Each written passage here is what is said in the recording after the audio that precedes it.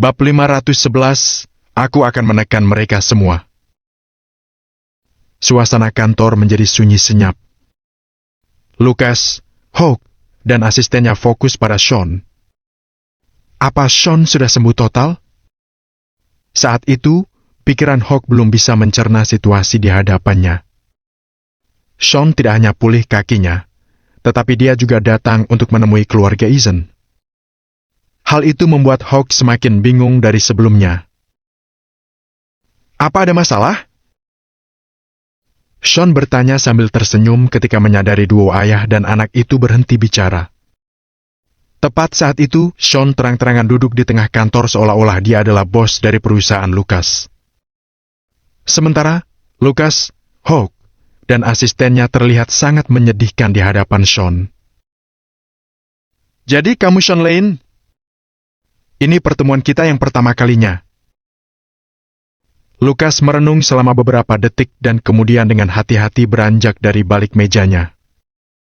Dia meletakkan kedua tangannya di meja sambil sedikit mencondongkan tubuhnya ke depan untuk menatap Sean. Lucas suka memasang tatapan merendahkan seperti itu karena itu akan memberi tekanan besar pada lawan bicaranya. Namun, Lucas melihat bahwa Sean tidak hanya mengabaikannya, tapi ekspresi wajah Sean juga tetap tidak berubah. Lucas merasa sulit percaya bahwa seseorang seperti Sean, yang seumuran dengan Hawk, begitu tenang dan tidak terpengaruh oleh orang lain.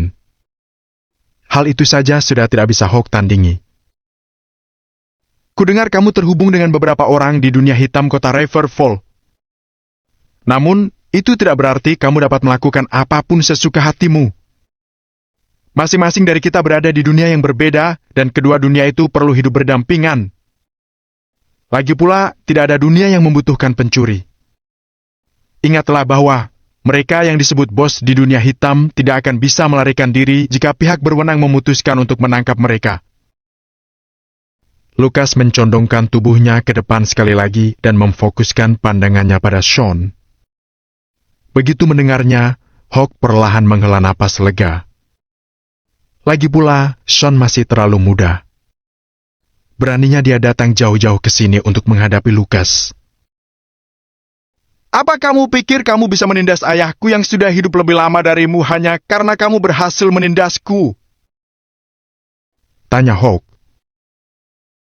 Aku kesini hanya untuk menyampaikan pesan kepada keluarga Ethan. Kenapa Anda mengubah topik?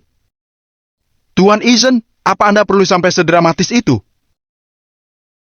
Sean bertanya acuh tak acuh sambil tersenyum masam. Kamu? Lucas tercengang saat mendengarnya. Dia tidak pernah menyangka Sean tidak terpengaruh dengan triknya. Kuharap kamu bisa mengerti bahwa jaringan kecil yang kamu miliki tidak ada apa-apanya di mata keluarga Ethan. Aku punya banyak cara untuk menyingkirkanmu. Lucas sedikit mengernyit. Ketidakpedulian Sean membuatnya jengkel. Baguslah. Sean mengangkat jemarinya dan mengetuk meja dengan pelan. Anda harus menunjukkan kemampuan keluarga Anda saat ini. Silakan mulai dan tunjukkan semua kemampuan Anda. Saya akan mematahkan itu semua sekaligus untuk menghindarkan diri saya dari masalah. Kata Sean dengan suara yang dalam dan tidak terpengaruh oleh ancaman Lucas.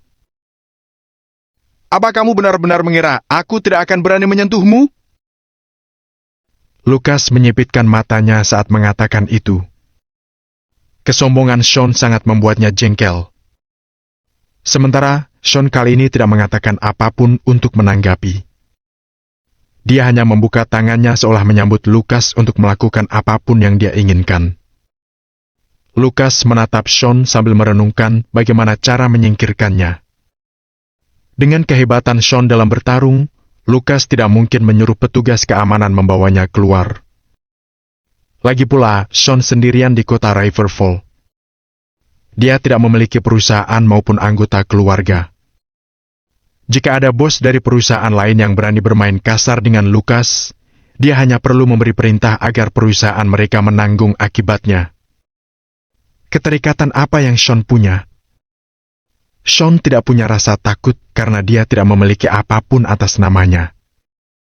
Dia tidak akan merasa kehilangan apapun. Satu-satunya yang mungkin bisa menahan Sean adalah dengan membiarkan polisi menangani masalah ini. Namun, Hawk tidak bisa disebut bebas dari cara kotor juga. Jika polisi benar-benar menyelidiki masalah ini, tentu saja itu akan menimbulkan masalah bagi keluarga Ethan. Yang terpenting, begitu para petinggi terlibat, situasinya akan berubah. Saat itu, akan semakin sulit bagi Hawk untuk mengenyahkan Sean dari dunia ini. Lucas mengerutkan keningnya sejenak saat dia terjebak di antara dua pilihan yang sulit. Setelah ragu-ragu, Lucas memutuskan untuk menurunkan nada bicaranya dan memberi kesempatan Sean untuk berbicara. Ayo berhenti berbelit-belit. Aku tahu kamu sebatang kara dan tidak akan kehilangan apapun. Jadi, katakan padaku apa yang ingin kamu capai setelah menyebabkan keadaan seperti ini di sini. Mata untuk mata, gigi untuk gigi. Bukankah sudah waktunya keluarga Ethan membayar hutangnya? Sean menjawab. Sean lalu melipat lengan bajunya. Karena sudah terbiasa dengan seragam militer, Sean agak tidak nyaman dengan jasnya. Kenapa keluargaku berhutang sesuatu padamu? Kamu tidak punya apa-apa atas namamu. Kira-kira kami berhutang apa padamu? Ini adalah sebuah lelucon abad ini. Ejek Lucas sembari mencibir. Lucas mungkin tidak punya cara untuk menghadapi Sean sekarang, tapi memangnya apa yang mungkin bisa Sean lakukan pada keluarga Ethan? Karena itu, Lucas tidak perlu takut. Aku ke sini bukan untuk mengingatkan hutang Anda padaku. Alasanku ke sini hanya untuk menanyakan satu pertanyaan. Apa Anda akan membayarnya atau tidak? Sean menyilangkan tangannya, dan tatapannya langsung berubah sedingin es. Saat Hawk pulih dari kebingungannya, dia langsung menunjuk Sean dan berteriak marah. Sean, lebih baik kamu tidak mencari masalah. Seberapa luas dunia yang telah kamu lihat? Apa kamu pikir kamu hebat hanya karena kamu bertugas di Angkatan Darat? Aku ingin kamu tahu bahwa keluarga Ethan kami juga memiliki koneksi dengan orang-orang penting di Angkatan Darat. Bab 512, apa latar belakangnya? Sean tersenyum dan menggeleng. Baru saja dia akan menjawab, ponsel di sakunya mulai berdering. Halo. Tanpa mempedulikan orang-orang di sekitarnya, Sean mulai menjawab panggilan itu. Apa? Beberapa detik kemudian, seringai di wajah Sean memudar seketika. Aku mengerti. Jawab Sean, lalu mengakhiri panggilan. Sementara itu, Lucas dan dua orang lainnya terus menatap Sean. Di bawah tatapan mereka, Sean berdiri perlahan dan mulai tersenyum misterius. Aku ingin tahu apakah Tuan Ethan menyukai jamnya. Sean bertanya dengan tenang sambil menunjuk ke arah jam lantai berwarna gelap itu. Kamu akan menyesal karena sudah menghina keluargaku. Lucas melihat jam lantai tersebut dan memasang tatapan mengancam pada matanya. Namun, Sean sama sekali tidak terpengaruh oleh itu karena ekspresi wajahnya tetap sama. Dengarkan sekarang juga. Aku akan memberi waktu 1 minggu bagi keluarga Ethan. Dalam minggu ini, Hawk perlu mengembalikan jasku dan pedang penjaga dalam kondisi sempurna. Selain itu, aku juga ingin keluarga Ethan pergi dari kota Riverfall. Dengan cara ini, kalian bisa menghindari kematian kalian. Sean berdiri tegak dan menyampaikan pesannya dengan suara tegas yang penuh kuasa. Lucas, Hawk, dan sang asisten terperangah. Pada saat itu, mereka tidak tahu harus merasa marah atau terkejut dengan apa yang mereka saksikan di hadapan mereka. Aura penuh kuasa yang dipancarkan Sean adalah sesuatu yang tidak berani mereka remehkan. Hawk mengertakkan gigi, lalu menuding Sean dan mulai mencacinya.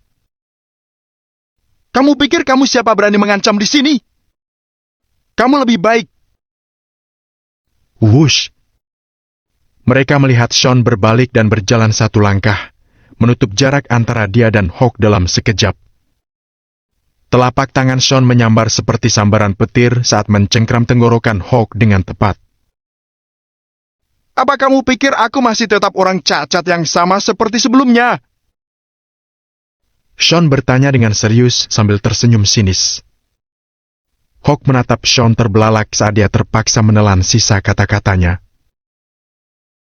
Kamu tidak perlu memberitahuku apapun. Aku tidak tertarik dengan apa yang kamu katakan. Sean melingkarkan satu tangannya di leher Hawk sementara matanya memberikan tatapan dingin. Lepaskan anakku. Aku tak peduli kekuatan siapa yang ada di belakangmu.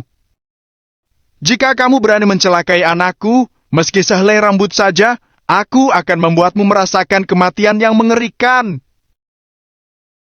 Telapak tangan Lukas di meja segera mengepal erat saat dia melayangkan ancamannya pada Sean. Sean berdecak dan menggeleng ketika mendengar respon Lukas. Di saat berikutnya, mereka bisa melihat lengan Sean yang satunya berputar dan berayun dengan hebat. Brak! Seketika, suara menggema terdengar jelas memenuhi kantor. Hawk terlempar 3 meter ke belakang karena hantaman Sean dan terhempas keras ke atas meja kantor. Siapapun bisa tahu betapa kuatnya Sean saat melihat hantaman itu. Kepala Hawk membentur meja kantor dengan keras, dan dia pun hampir pingsan seketika. Aku tidak tertandingi di medan perang.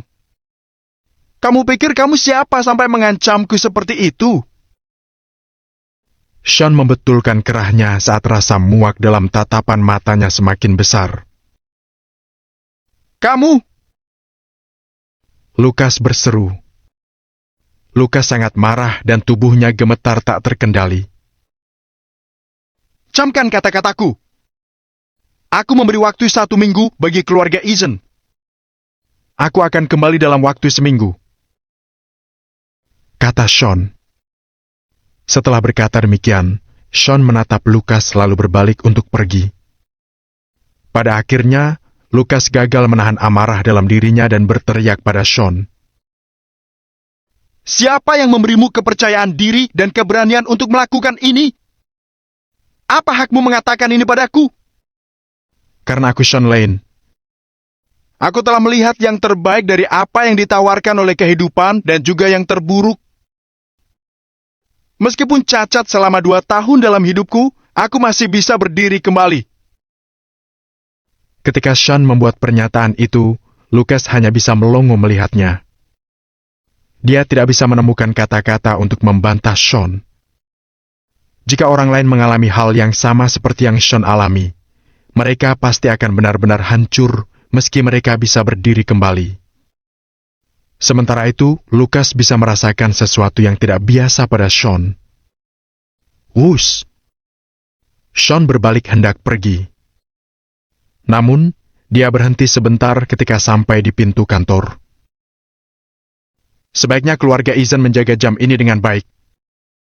Jika aku menemukan kerusakan, aku akan menambahkannya ke hutang keluargamu padaku. Setelah berkata begitu, Sean berbalik dan pergi. Tidak ada yang berani berdiri menghalanginya. Sean keluar dengan santai, seolah sedang berjalan-jalan setelah acara makan. Dia sulit diatur dan sangat sombong. Beberapa saat setelah kepergian Sean, kantor tetap sunyi senyap. Lukas selalu tahu bahwa Hawk memiliki hubungan yang buruk dengan Sean karena Nora. Tentu saja, dia memihak putranya dan membantu Hawk dengan sejumlah rencananya. Hari itu pertama kalinya Lukas berhadapan dengan Sean. Lukas tidak menyangka orang yang dianggap tidak berguna ternyata orang yang sangat ganas. Aura penuh kuasa yang Sean pancarkan membuat Lukas merasa bahwa Sean adalah orang yang luar biasa. Latar belakang seperti apa yang dia miliki? Lukas bertanya seraya mengerutkan keningnya dan menundukkan kepalanya menatap Hawk. Bab 513. Bawa dia kepadaku. Hawk mengusap darah dari hidungnya. Separuh wajahnya bengkak dan hatinya mendidih karena marah. Ayah, dia hanya seorang tentara lumpuh di Angkatan Darat. Dia hanya mendapatkan beberapa pelatihan di Angkatan Darat dan beberapa pengalaman di medan perang. Kejengkelan di benak Hawk tidak bisa diungkapkan dengan kata-kata. Namun, Hawk bukanlah tandingan Sean dan dia hanya bisa menahan kejengkelannya dalam diam. Lukas menyipitkan matanya dan memaksakan diri untuk tenang. Dia kemudian menganalisis situasinya. Bagaimana mungkin seorang tentara biasa menunjukkan lagak seperti itu? Mungkinkah dia perwira tinggi di Angkatan Darat? Lukas sadar bahwa dia telah meremehkan Sean. Hawk meraih tisu yang diberikan sang asisten kepadanya, lalu menyeka darahnya dan berkata, "Dia pasti memiliki status penting di Angkatan Darat. Jika tidak, Tuan Perkins tidak akan menawarkan Nora untuk menjadi istrinya. Dengan status Tuan Perkins, tidak akan sulit baginya untuk memberi Sean sokongan." Lukas mulai mengerutkan kening ketika mendengarnya, lalu berkata, Kalau begitu, dia akan menjadi orang yang cukup sulit untuk dihadapi. "Ayah, apa yang ayah bicarakan? Bahkan jika dia memiliki pangkat tinggi di Angkatan Darat, itu semua di masa lalu. Apa yang dia miliki sekarang? Dia hanya sedikit lebih baik dalam hal bertarung karena pelatihan militernya di masa lalu. Jika dia benar-benar hebat, kenapa dia harus bertahan selama 2 tahun sebagai orang tolol di kursi roda tanpa ada yang merawatnya?" Hawk yang masih tidak mau menganggap bahwa Sean serius masih terus berusaha mengejeknya. Memangnya kenapa kalau Sean bisa berdiri lagi? Dia hanya berubah dari orang cacat yang tidak berguna menjadi orang tidak berguna yang bisa berdiri. Mendengar itu, Lukas mengangguk sekali lagi. Itu masuk akal. Mata Hawk berkilat dengan kejam saat dia mengertakkan gigi dan berkata, Ayah tidak perlu khawatir tentang ini. Serahkan saja padaku. Bukankah dia memberi kita waktu 1 minggu? Aku akan membuatnya berlutut dan memohon belas kasihan di hadapan kita 3 hari lagi. Lukas memikirkannya sejenak, lalu mengangguk. Lukas juga tidak menganggap serius ucapan Sean. Menghancurkan keluarga Ethan jika syarat darinya tidak dipenuhi dalam waktu 1 minggu? Sungguh lucu. Bahkan pihak grup Acton saja tidak akan berani mengatakan hal seperti itu. Sean pikir dia siapa? Meskipun Tuan York menyuruh kita untuk tidak menonjolkan diri saat ini adalah sesuatu yang perlu kita selesaikan segera. Ayo kita dudukan kembali Sean ke kursi rodanya. Lukas mengetuk meja dan berbalik untuk pergi. Aku mengerti. Dengan cepat Hawk mengangguk. Di kota Riverfall, di klub Drake. Klub ini menyediakan segala macam kegiatan hiburan dan beroperasi selama 24 jam sehari. Pada saat yang sama, klub itu juga berfungsi sebagai markas bagi kelompok Felix. Saat ini, Felix adalah sosok penguasa di dunia hitam kota Riverfall. Ketenarannya berkembang. Orang akan cenderung kehilangan kendali atas diri mereka sendiri ketika mereka memiliki kekayaan dan kekuasaan. Pada saat ini, Felix memang menjadi egois. Setelah Sean meninggalkan perusahaan Lukas, dia langsung mengendarai mobilnya ke klub Drake. Beberapa hal harus segera dihentikan. Terkadang, orang perlu diberi pelajaran saat diperlukan. Sekarang, Sean sudah kembali dapat menggunakan kakinya. Sudah waktunya Felix mendapatkan pelajarannya. Meski hari masih pagi, suasana di klub Drake cukup sibuk. Sebagai perbandingan, situasi pada klub-klub di sekitarnya berjalan lambat dan tenang, dan itu menciptakan pemandangan yang cukup kontras. Ditambah lagi, dengan status Felix saat ini di kota Riverfall, orang-orang yang suka bersenang-senang di luar rumah memberikan penghormatan kepadanya dan membantu meningkatkan bisnisnya. Baru saja Sean sampai di depan pintu, dirinya disambut oleh 2 orang wanita berpakaian minim. Pak, ada berapa orang di rombongan Anda? Apa Anda sudah melakukan reservasi, atau Anda ingin ruang pribadi?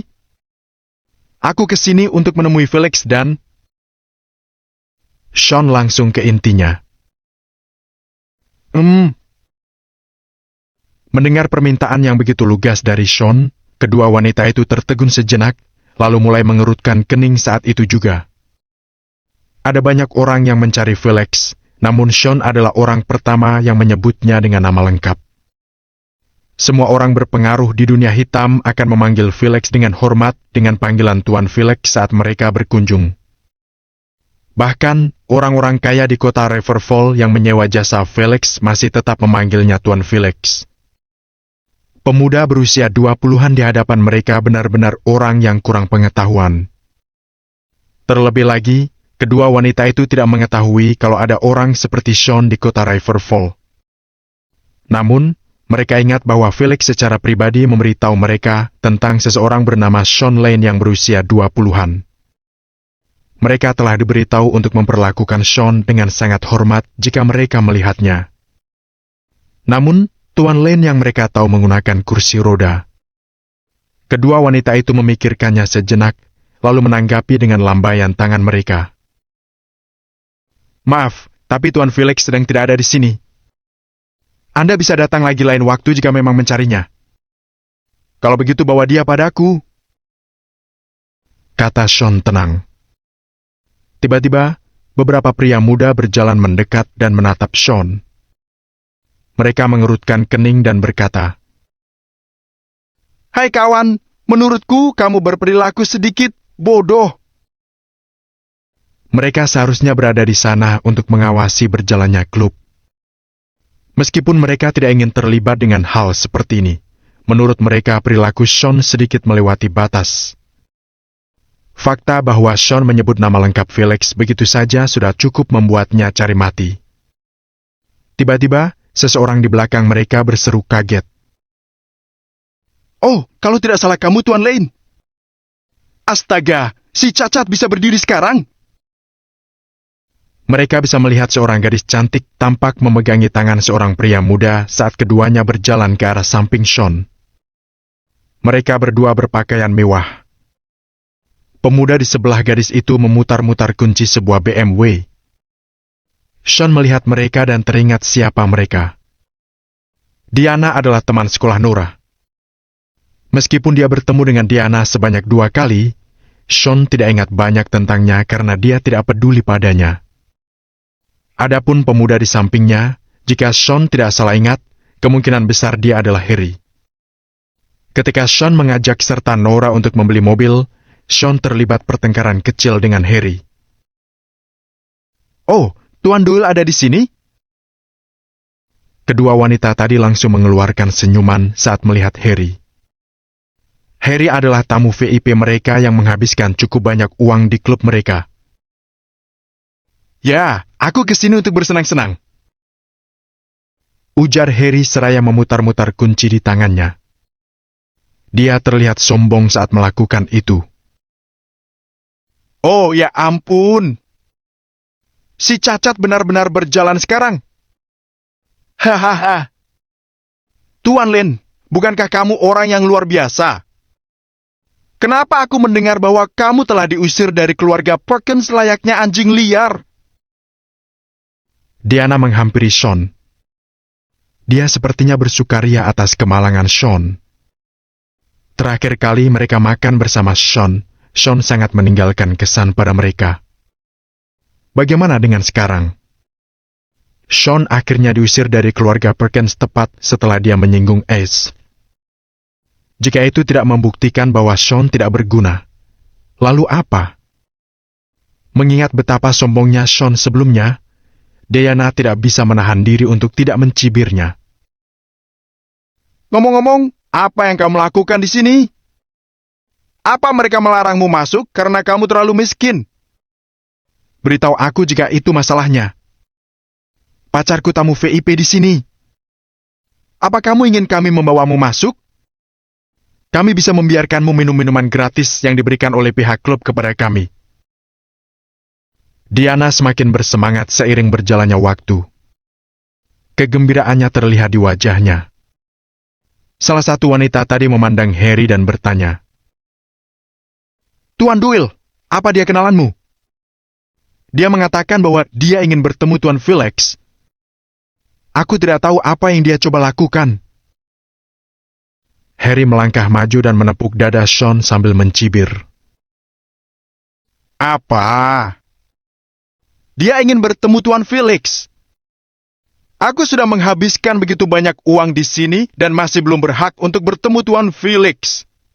Bukankah seharusnya kamu bercermin baik-baik sebelum membuat permintaan konyol seperti itu?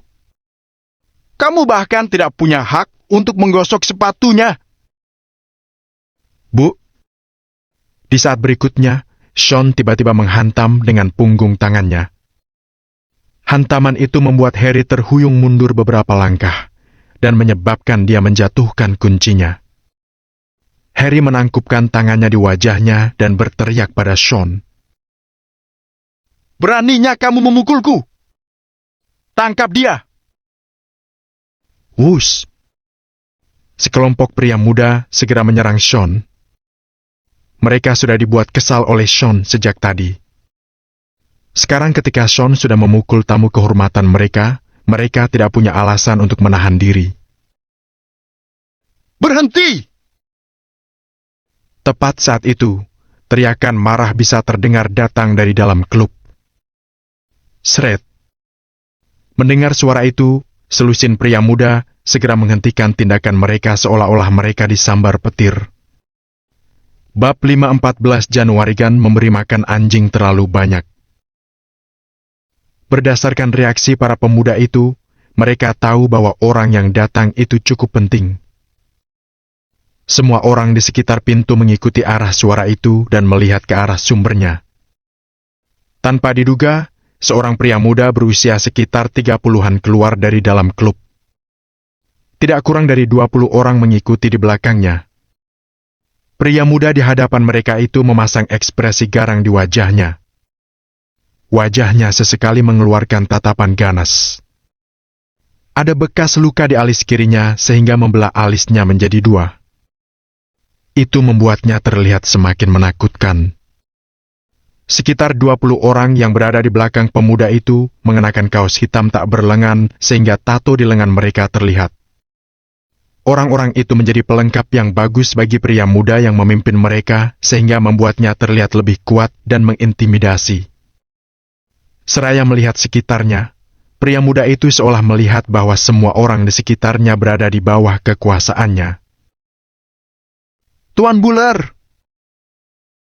Dua orang yang menyapa, selusin atau lebih penjaga yang hendak membereskan Sean, dan beberapa tamu lain menyambut pria muda itu serempak. Bahkan, Harry sampai menyambutnya dengan hormat. Klub Drake memiliki petugas keamanan internal dan eksternal.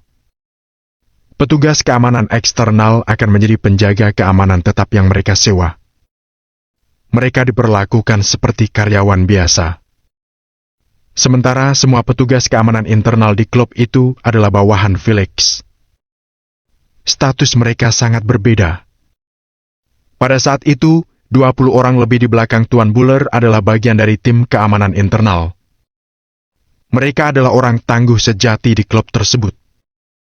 Tuan Buller adalah pemimpin mereka dan itu membuktikan statusnya. Rumornya, Felix sangat senang padanya. Tuan Buller melangkah maju dan bertanya dengan ekspresi datar. Apa yang terjadi? Tuan Buller, orang ini mencari Tuan Felix. Dia bahkan memanggil dengan nama lengkap Tuan Felix dan meminta kami untuk membawa Tuan Felix bertemu dengannya.